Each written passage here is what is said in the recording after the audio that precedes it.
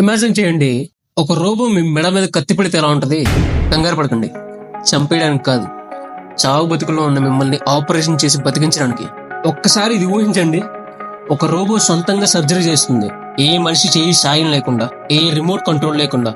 Just ఒక machine మీ బాడీని cut చేసి ఆపరేషన్ చేసి కుట్లేసి ఇంకా నీకేం పర్వాలేదు హ్యాపీగా వెళ్ళిపో అని చెప్తే ఎలా ఉంటది? సైన్స్ ఫిక్షన్ లో ఉంది కదా, ఇంకొన్ని సంవత్సరాల్లో ఇదే రియాలిటీ. విషయం అర్థం కావాలంటే పూర్తిగా వీడియో చూడండి. Welcome to the channel. World లో ఫస్ట్ టైం జాన్స్ హాప్కిన్స్ యూనివర్సిటీకి సంబంధించిన రీసెర్చర్స్ ఒక రోబోట్ సిస్టమ్ ని తయారు చేశారు.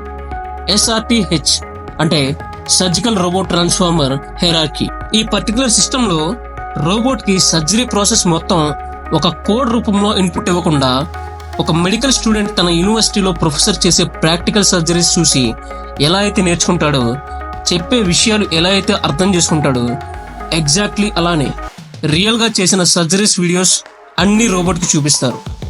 ఆపరేషన్ చేసే టైంలో ఒక హ్యూమన్ వాయిస్ కమాండ్ తో అవసరమైతే దాన్ని కంట్రోల్ చేయడానికి కూడా కుదిరేలా ఈ SRTH సిస్టమ్ ని తయారు చేశారు. ఇప్పుడు ఈ సిస్టమ్ ని యూజ్ చేసి ఒక పందికి సంబంధించిన gall bladder removal surgery successful గా కంప్లీట్ చేసింది. ఒక ఎక్స్పర్ట్ సర్జన్ చేయగలిగే యాక్యురసీని మ్యాచ్ చేసి చాలా smooth and more precised movement తో ఆపరేషన్ కంప్లీట్ చేసింది. కాకపోతే హ్యూమన్ సర్జన్ 4 minutes లో చేస్తే ఈ సర్జరీ రోబోట్ చేయడానికి 5 minutes 17 seconds పట్టింది. ఈ ఆపరేషన్ ముందు దీనికి ఇచ్చిన ట్రైనింగ్ లో కొన్ని వందల సర్జికల్ వీడియోస్ చూపించారు.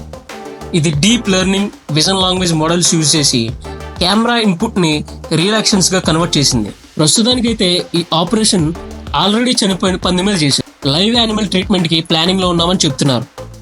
నిజంగా ఈ రోబోట్ చేసే ఆపరేషన్ 100% సక్సెస్ రేట్ ఉంటే ఏ గవర్నమెంట్ అయినా ఎందుకు అవుతుంది చెప్పు? ఫ్యూచర్ లో మనుషులు ఎక్కువైపోయి డాక్టర్లతో కొంటే మనకి ఈ రోబోట్స్ దిక్కేమో. ఇలాంటి వీడియోస్ మీ దగ్గరికి రావాలి అంటే సబ్స్క్రైబ్ చేసి పెట్టుకోండి. నచ్చితే లైక్ చేయండి, కుదిరితే షేర్ చేయండి. Thank you for watching.